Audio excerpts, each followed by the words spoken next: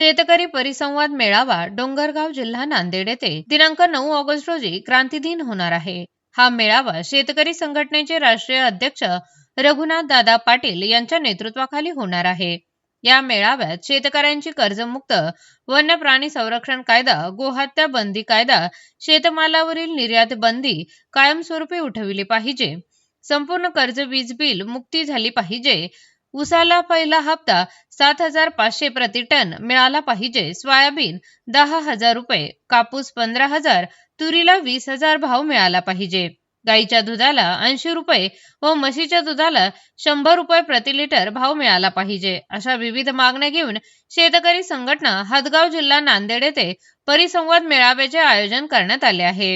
या कार्यक्रमासाठी शेतकरी संघटनेचे राष्ट्रीय अध्यक्ष रघुनाथ दादा पाटील, शिवाजीराव नांदखेळे, कालिदास आपटे, ॲडव्होकेट अजित काळे, डॉक्टर प्रगती खैरे चव्हाण, पंजाबराव देशमुख, बालाजीराव पाटील, बाबुळगावकर, बालाजीराव पौळ, राजाभाऊ सरवडे, चिदानंद बगले, सुनील बिराजदार, पिंटू मोरे, हनुमंत चौघुले, ज्ञानेश्वर चौघुले, ॲडव्होकेट गणेश जुगदर यांची विशेष उपस्थिती राहणार आहे।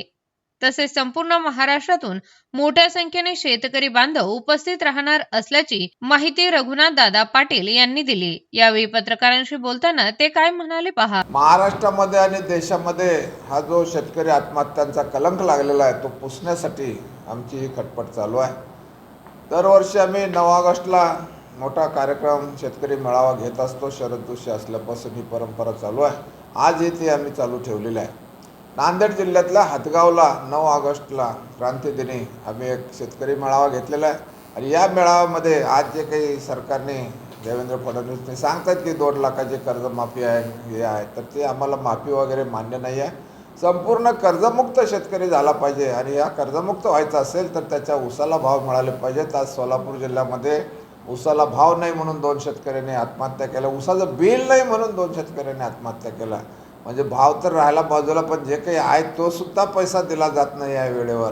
तेव्हा अशा अत्यंत वाईट परिस्थितीमध्ये सगळे शेतकरी असते आलेले आहेत आणि आत्महत्या वाढत चाललेल्या आहेत। तेव्हा या संबंध आमच्या मेळाव्याचा उद्देशच आहे की शेतकरी विरोधी कायदे जे वन्य प्राणी इतका त्रास देत आहेत, गोवंश हत्याबंदीचा कायदा आम्हाला त्रासदायक आहे, संबंध निर्यात बंदी शेतीमालावर आहे आणि त्याच्यामुळं आज आम्ही कर्जबाजारी झालेलो आहोत।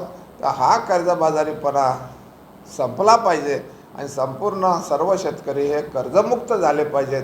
त्यांना पुन्हा कर्ज होता कामा नये याच्यासाठी त्यांनी उत्पादन खर्चावर आधारित भाव द्या, अन्यथा सर्व शेतीमालावरील निर्यात बंदी कायमस्वरूपी उठवा, अशा पद्धतीची मागणी घेऊन आम्ही उद्या नांदेडला 9 ऑगस्टला मोठ्या संख्येने जमणार आहोत। एवढं आपल्या मार्फत सगळ्या जनतेला आवाहन करतो आणि 9 ऑगस्टला नांदेड जिल्ह्यामध्ये हदगाव तालुक्यात आपण सर्वांनी मोठ्या संख्येने यावं अशी हात जोडून विनंती करतो। धन्यवाद।